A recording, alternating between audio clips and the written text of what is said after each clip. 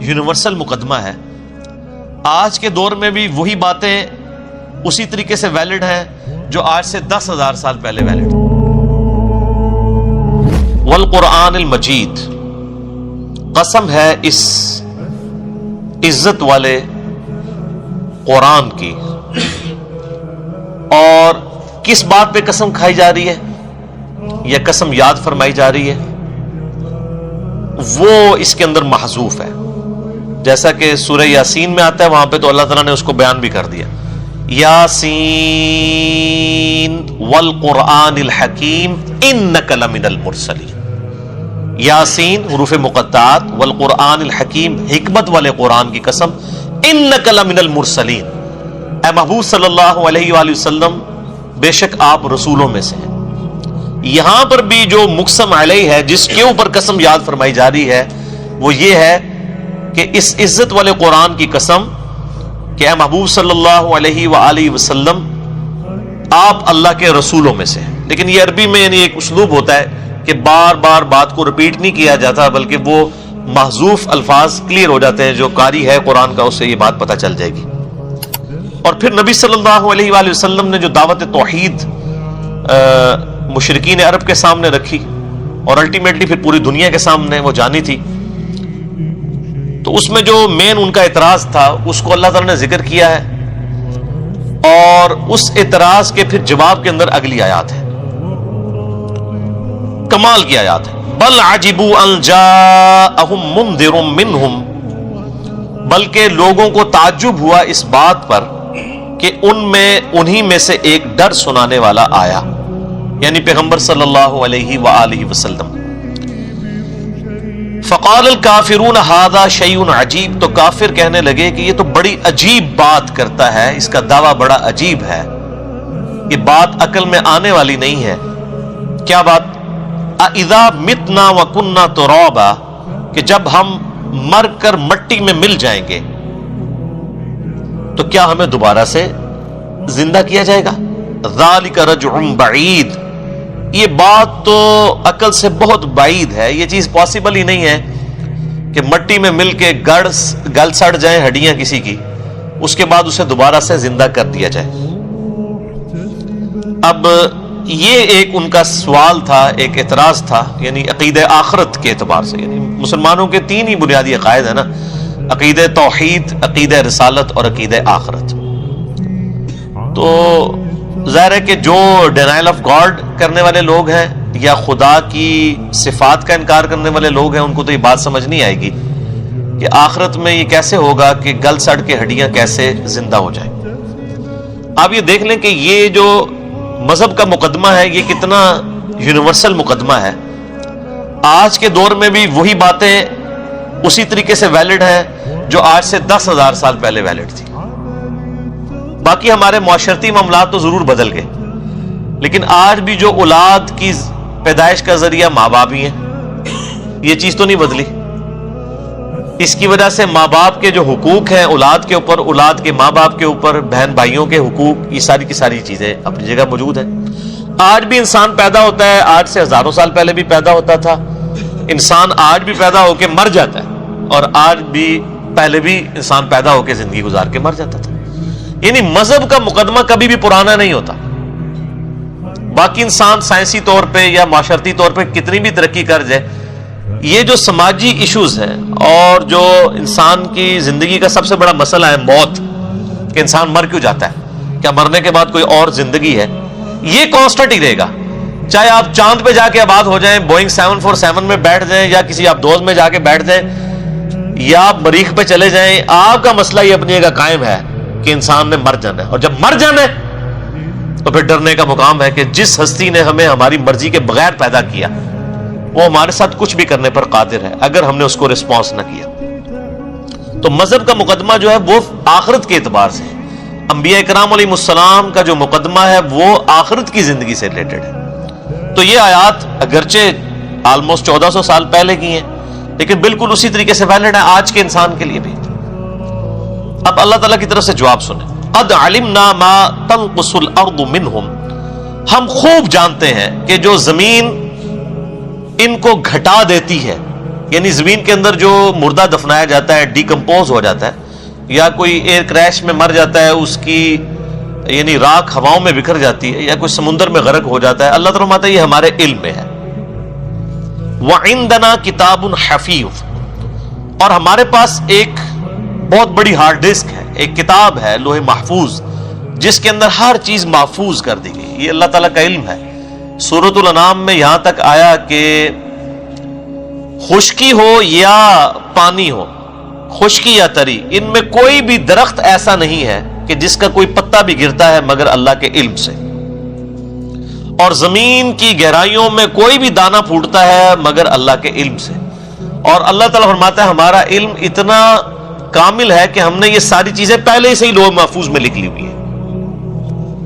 جو جامع ترمذی میں صحیح سند کے ساتھ حدیث ہے کہ اللہ تعالیٰ نے سب سے پہلے قلم کو پیدا کیا اور اس کے بعد اسے حکم دیا کہ لکھ جو کچھ ہو چکا اور جو کچھ ہونے والا ہے۔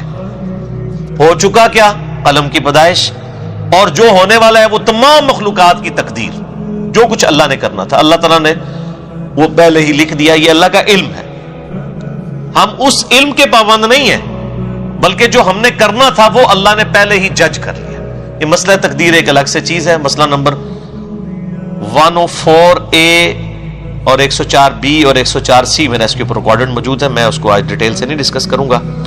تو اللہ تعالیٰ ماتا ہے ہمارے پاس ایک لوح محفوظ کتاب ہے جس کے اندر ہم نے یہ سب کچھ لکھ لیا ہے کہ جو بھی زمین ان کا جسم گھٹا رہی ہے، ہر چیز ڈیٹا کی اللہ کے پاس موجود ہے۔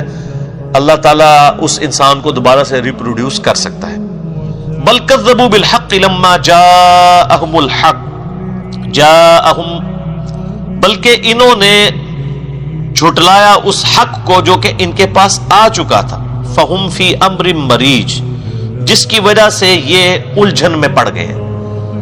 یہ حقیقت بات ہے کہ جب حق آ جائے نا اور اس کو جھٹلانا پڑ جائے ضد اور ہٹ درمی کی وجہ سے، تو الجھن اس کا لازمی نتیجہ ہے۔ یعنی آپ کو سامنے ایک چیز نظر آ رہی ہے کہ سورج نکلا ہوا ہے، ایک شخص کہتا ہے نہیں یہ چاند ہے، وہ جتنا مرضی پکا منہ بنا کے کہہ دے اسے چاند، لیکن اس کا دل تو اس کو ملامت کرے گا نہیں، یہ سورج ہے۔ تو پھر انسان الجھن میں پڑ جاتا ہے۔ قرآن حکیم کے دلائل بھی اتنے محکم تھے کہ کافروں کے سامنے جب یہ دلائل آئے تو خوش نصیب لوگوں نے تو دعوت قبول کر لی، جنہوں نے ضد اور ہٹ درمی کی وجہ سے اس دعوت کا انکار کیا تو وہ اندر سے الجھن میں پڑ گئے ہوئے تھے کہ باتیں تو ٹھیک ہے، انکار کرنے کی وجہ سے کہیں پکڑے نہ جائے۔ انسان کے اندر ضمیر تو اس کو ملامت کرتا رہتا ہے، اور اگر کسی کا ضمیر ملامت نہیں کر رہا اس کے لیے تو پھر لمحہ فکری ہے، پھر اس کو تو مر جانے کا مقام ہے اگر اس کا ضمیر ہی مر چکا ہے۔ ادروائز اگر ایک شخص کو قرآن پاک سے کھول کے پہلے صفحے سے بتا دیا جائے ایاک نعبد و ایاک نستعین، اس کے بعد پھر اللہ ہی کو اسے پکارنا چاہیے مدد کے لیے، بجائے کہ اللہ کے علاوہ اور ہستیوں کو کھڑا کر لے۔ اسی طریقے سے اگر کسی کو بخاری اور مسلم سے نماز کا طریقہ بتا دیا اور وہ اپنے آپ کو کلیم بھی کرتا ہے جی کہ میں سنی ہوں، میں ان کتابوں کا ماننے والا ہوں، اور پھر وہ سنت کے مطابق رفع الیدین کے ساتھ نماز نہ پڑھے، تو ظاہر اندر سے الجھن کا شکار تو رہے گا۔ اور اگر وہ کبوتر کی طرح آنکھیں بند بھی کر لے تو جیسے کبوتر آنکھیں بند کر لے تو بلی کو غائب نہیں کر سکتا، آج بھی دنیا میں اگر کوئی آنکھیں بند کر لے گا تو وہ آخرت کو اپنے سے غائب تو نہیں کر سکتا۔ اللہ کے حضور جو جواب دہی ہے وہ تو اپنی جگہ ہونی ہے۔ اللہم اجرنا من النار، اللہم اجرنا من النار، اللہم اجرنا من النار، آمین۔ اللہم من احییتہ منا فاحیہ علی الاسلام ومن توفیتہ منا فتوفہ علی الایمان، آمین۔ اسی کانٹیکسٹ میں ایک حدیث بھی ہے صحیح بخاری کے اندر کہ انسان جب گل سڑ جاتا ہے نا تو اس کی ریڑھ کی ہڈی کا ایک حصہ جو ہے نا وہ سلامت رہتا ہے، جس سے اللہ تعالیٰ دوبارہ سے اسے زندہ کر لے گا۔ خیر اللہ تعالیٰ اس کا بھی محتاج نہیں ہے، یہ صرف بات انسان کی تسلی کے لیے تھی، ورنہ تو کوئی بالکل ویپوریٹ بھی ہو جائے اللہ تعالیٰ دوبارہ سے اسے زندہ کرنے پر قادر ہے۔ اس بات کے دلائل کے اوپر اب اگلی آیات ہے۔ جو آج کی سائنٹیفک فیکٹس کی جو دنیا ہے اس میں جس طریقے سے یہ چیزیں کھل کے سامنے آئی ہیں، ہمارے اسلاف کو اس کا عشر اشیر بھی نہیں پتا تھا۔ یعنی آج 16 دسمبر 2018 کو بیٹھ کے ہم بڑے آسانی کے ساتھ ان چیزوں کو ویریفائی کر سکتے ہیں کہ کتنی بڑے یہ یونیورسل ٹروتھس تھے، اور فزیکل فنومینا آف نیچر، قانون قدرت، جن کا بیان اللہ تعالیٰ نے اس زمانے میں کیا۔ ظاہر ہے کہ اللہ تعالیٰ کریٹر ہے اس کائنات کا، اور خالق کے قول میں اور اس کے فعل میں تضاد تو نہیں ہو سکتا. یہ پوری کائنات اللہ تعالیٰ کا فعل ہے اور قرآن اللہ تعالیٰ کا قول ہے, تو اللہ کے قول اور فعل میں تضاد تو نہیں ہو سکتا. تو جو فیکٹس بیان ہوئے ہیں وہ آج جس طریقے سے کھل کے ہمارے سامنے آئے ہیں, ہمارے بزرگوں کا ایمان تو اس حوالے سے غائب پر تھا, لیکن ہم نے تو کئی چیزیں یعنی سائنٹیفکلی پروف کر لی ہیں, فزیکل فنامنا آف نیچر کے ذریعے, اس ایکوائرڈ نالج کے ذریعے جو اللہ تعالیٰ نے انسان کو دیا تھا عقل کی صورت میں, the knowledge obtained through observations and experiments. تو وہ ایکوائرڈ نالج نے بھی آج ویریفائی کر دیا اس ریویلڈ نالج کو, اور اس کا ذکر بھی سورہ حامیم السجدہ سورہ فصلت کے اندر موجود ہے.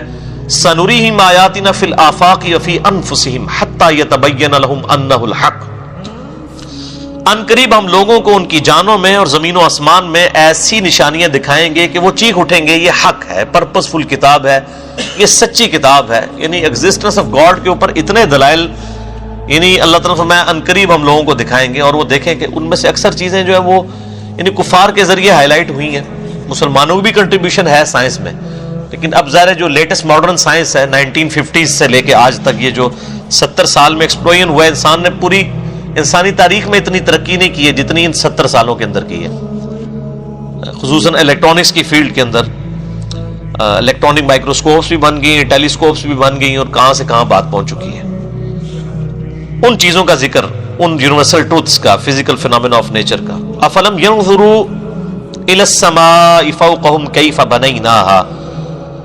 کیا انہوں نے نہیں دیکھا کہ ہم نے آسمان کو, انہوں نے کبھی نظر اٹھا کر نہیں دیکھا کہ ہم نے ان کے اوپر آسمان کو کیسا بلند کیا ہے, کیسا بنایا ہے. وَزَيَّنَّاهَا وَمَا لَهَا مِن فُرُوجٍ, اور اسے مزین کر دیا ہے اور اس میں کوئی شگاف نہیں چھوڑا. یعنی آسمان میں کسی کو کوئی شگاف نہیں نظر آتا. ویسے تو دن کے وقت تو اوزون لیئر کی وجہ سے یہ بلو کلر میں آسمان نظر آتا ہے, ویسے تو یہ بلیک ہے, رات کے وقت بلیک نظر آتا ہے, کوئی شگاف اس میں نظر نہیں آتا. اور اللہ تعالیٰ نے آسمان دنیا کو ستاروں کے ساتھ مزین کر دیا. یعنی رات کو آسمان کی خوبصورتی, دن کے وقت تو چلے آسمان پہ لوگوں نے دیکھنا تھا, سورج نظر آ جاتا, پرندے نظر آ جاتے, رات کے وقت آسمان کو کس نے دیکھ کے انجوائے کرنا تھا. لیکن ستارے موجود ہیں, اس کی وجہ سے انسان دیکھتا ہے. پھر ان ستاروں کو اللہ تعالیٰ نے قرآن پاک میں فرمایا کہ ہم نے ان کو ذریعہ بنایا لوگوں کے لیے ہدایت پانے کا, یعنی خشکیوں میں بھی اور سمندروں کے اندر بھی, یعنی راستہ. آپ نارتھ سٹار جو ہے یعنی قطب شمالی کو آپ جو ہے وہ آئیڈینٹیفائی کر لیں قطبی ستارے کے ذریعے, تو شمال کی طرف آپ اگر منہ کر لیں گے تو آپ کے بیک سائڈ کے اوپر جنوب ہوگا, اور رائٹ کے اوپر مشرق, اور لیفٹ کے اوپر مغرب. یعنی نارتھ سٹار کی طرح منہ کریں نارتھ, اور بیک سائڈ پہ آپ کے ساؤتھ, اور رائٹ سائڈ پہ ایسٹ, اور لیفٹ کے اوپر ویسٹ. تو یہ اللہ تعالیٰ نے آسمان دنیا کو ستاروں سے سجا لیا. یعنی کتنی اٹریکشن رکھ دی ہے اس دنیا کے آسمان میں. وَالْأَرْضَ مَدَدْنَاهَا وَأَلْقَيْنَا فِيهَا رَوَاسِيَ, اور ہم نے زمین کو پھیلا دیا اور اس میں پہاڑ رکھ دیے لنگر کے طور پر. وَأَنبَتْنَا فِيهَا مِن كُلِّ زَوْجٍ بَهِيجٍ, اور اس زمین میں ہر طرح کی نباتات اگا دی. اب یہ دو آیات کے اوپر میں 2 گھنٹے بھی فی البدی بول سکتا ہوں. آلریڈی میرا ایک لیکچر ریکارڈڈ ہے, who is Allah in the light of latest scientific facts. اللہ کون ہے جدید سائنسی حقائق کی روشنی میں, مسئلہ نمبر 60 کے نام سے. اردو کے اندر یہ 1.25 گھنٹے کا لیکچر ہے, وہ آپ دیکھ سکتے ہیں. اور ایک اور لیکچر ہے مسئلہ number 83B, who created God, اور جدید شیطانی وسوسوں کا تحقیقی جائزہ. خدا کو کس نے پیدا کیا, اور جدید سائنسی جو اور شیطانی وسوسے ہیں ان کا تحقیقی جائزہ. تو اس میں میں نے ڈیٹیل کے ساتھ اس حوالے سے ڈسکشن کی تھی کہ اس وقت میرے بھائیوں اس کائنات کے اندر صرف جو ہماری یہ گلیکسی ہے نا ملکی وے, ایک گلیکسی, اس کے اندر 300 ارب سورج دریافت ہو چکے ہیں. 300 بلین. 1 بلین اتنا بڑا فگر ہے کہ اگر ایک شخص 24 گھنٹے صرف گنتی گنتا رہے نا اور کوئی کام نہ کرے, 25 سے 30 سال لگ جاتے ہیں 1 ارب کی گنتی پوری کرنے کے لیے. آپ جا کے کیلکولیٹر پہ خود حساب کر لیں. یعنی 24 گھنٹے میں 86,400 سیکنڈ ہوتے ہیں. تو آپ ہر سیکنڈ میں بھی گنتی گننا شروع کریں تو تب بھی آپ 1 لاکھ تک نہیں گنتی گن سکتے, 24 گھنٹے کوئی کام بھی نہ کریں. اس طریقے سے آپ گنتے رہیں اور کوئی کام نہ کریں تو سر 1 ارب کو پورا کرنے کے لیے 25 سے 30 سال چاہیے. اور اس میں آپ ذرا دیکھیں گے جن لوگوں کے گھروں سے اربوں روپیہ نکل رہا ہوتا ہے، اس کا مطلب یہ ہے کہ وہ اگر لاکھ روپیہ روز کا خرچ کرے نا تو 25 سے 30 سال تک بھی یہ ختم نہیں ہونے کا. روز کا لاکھ روپیہ، مہینے کا نہیں سر، روز کا. اور یہاں اربوں نکل ہوتے ہیں لوگوں کے پاس، اربوں کے ایسٹس ہیں. تو یہ ارب اتنا بڑا فگر ہے، یہ 1 ارب کی بات ہو رہی ہے. 300 ارب سورج ہیں اس کے ساتھ کے، اور یہ سب سے چھوٹا سورج ہے سر، جس کے اندر ہر سیکنڈ میں 50 کروڑ اٹامک بم کے برابر انرجی ریلیز ہو رہی ہے. اور 8 سے نہیں سر، 15 ارب سال سے، 15 ارب سال سے اس کا فیول کون پورا کر رہا ہے؟ ایک سورج. اور اس طرح کے 300 ارب سورج اور ہیں ہماری اس ایک گلیکسی میں، اور یہ ایک گلیکسی ہے ملکی وے. اس طرح کی 250 ارب گلیکسیز اور ہیں. سائنٹسٹ کہتے ہیں کہ یہ اتنا بڑا فگر ہے کہ دنیا میں سمندر کے کنارے پہ جتنے ریت کے ذرے ہیں نا، ان سے زیادہ سٹارز اور پلانٹس اس کائنات کے اندر موجود ہیں. سر یہ اتنی بڑی کائنات، یہ جنتیوں کو ڈسٹریبیوٹ ہونی ہے نا سر. وہ جو بخاری مسلم میں آتا ہے نا کہ ایک جنتی صرف اپنے سے اوپر 1 درجے والے جنتی کو، یعنی ایک بندے نے 1 لاکھ دفعہ سبحان اللہ پڑھی تھی، دوسرے نے 1 لاکھ اور 1 دفعہ. اتنے فرق والے کو اس طرح دیکھے گا جیسے تم ستاروں کو دیکھتے ہو. اتنا ہیوج ڈفرنس ہوگا. اور یہ سر گلیکسی صرف بنا نہیں دی ہے، یہ ایکسپینڈنگ یونیورس ہے. آئنسٹائن نے اس کے اوپر بھی بات کی، سورہ ذاریات میں اگلی دفعہ آ بھی جائے گا کہ ہم نے اس کائنات کو پیدا کیا اور ہم اسے وسعت دے رہے ہیں اور مسلسل پھیل رہی ہے. یہ اللہ تعالیٰ نے ایک کمال، یعنی اس کی حکمت ہے. یعنی یہ تو میں صرف آپ کو اس کی ایکسپینشن کی بات کر رہا ہوں. اگر آپ دوسری طرف آنا شروع کر دیں تو وہاں بھی آپ ایک سوئی کی جو نوک ہے نا، اس کے اوپر اربوں ایٹمز آ جاتے ہیں ایک سوئی کی نوک کے اوپر. اب وہ ایٹم کے اندر آپ جانا شروع کر دیں تو وہ تو ختم نہ ہونے والی بات ہے. اتنی بڑی کائنات بنائی اور پھر اس میں ایک میریکل پلانٹ رکھ دیا، زمین جہاں پہ زندگی ہے. This earth is a miracle planet in this universe. اور وہ جو اللہ تعالیٰ فرمایا نا کہ وَالْأَرْضَ مَدَدْنَاهَا، ہم نے زمین کو پھیلا دیا، وَأَلْقَيْنَا فِيهَا رَوَاسِيَ، اس میں بڑے بڑے پہاڑ رکھ دیے. یعنی یہ ڈولنا نہ شروع کرتے، اس کی بیلنسنگ کی ہے، ڈائنامک بیلنسنگ. جیسے ویل گھومتا ہے نا، اس میں آپ میس ایڈ کر کے ڈائنامک بیلنسنگ کرتے ہیں. زمین کی ڈائنامک بیلنسنگ، کیونکہ زمین 4 موشنز تو لے رہی ہے، بڑی بڑی اس کی 4 موشنز ہیں. ایک تو وہ ہر وقت اپنے محور کے گرد گھوم رہی ہے، ہر سیکنڈ میں ½ کلومیٹر، 1 سیکنڈ کے اندر ½ کلومیٹر، جس کی وجہ سے 24 گھنٹے کے اندر ہمارا دن رات مکمل ہوتا ہے. پھر اس کی ایک اور موشن ہے جو سورج کے گرد ہے، وہ ہر سیکنڈ میں 30 کلومیٹر ہے. سر سیکنڈ میں 30 کلومیٹر، سیکنڈ ہے تسی سمجھو لاہور پہنچ چکے ہو 1 سیکنڈ میں.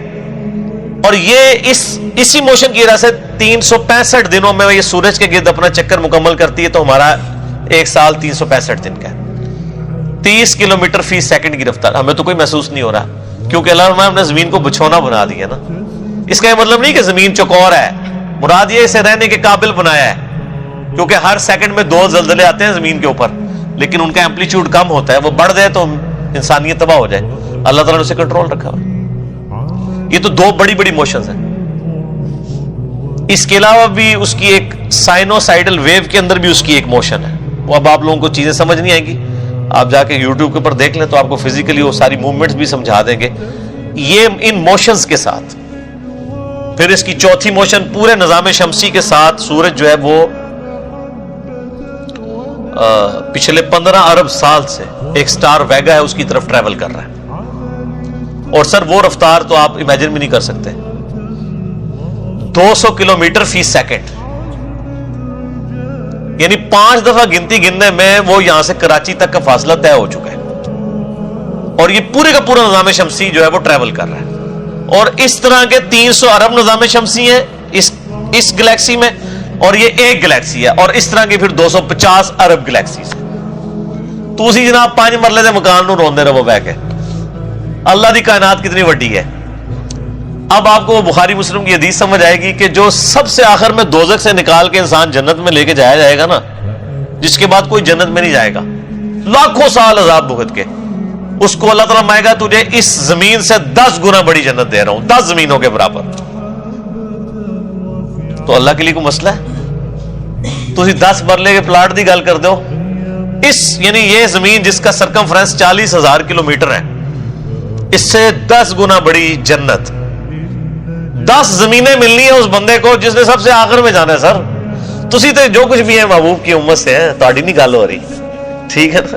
تسی تو کہندے ہو پہلے پھیرے ہی پہنچ جانا ہے. انشاءاللہ تعالیٰ بغیر حساب و کتاب کے اللہ تعالیٰ بخش دے. اللہ سے اچھی امید رکھنی چاہیے. بخاری مسلم حدیث ہے میں اپنے بندے کے گمان کے قریب ہوں، لیکن اعمال بھی ویسے ہوں. ظاہر ہے قرآن میں جو دھمکیاں آئی ہیں نافرمانوں کے لیے وہ تو اللہ نے جھوٹی نہیں کرنی نا، تو یہ تابع فرمان لوگوں کے لیے بلا حساب و کتاب.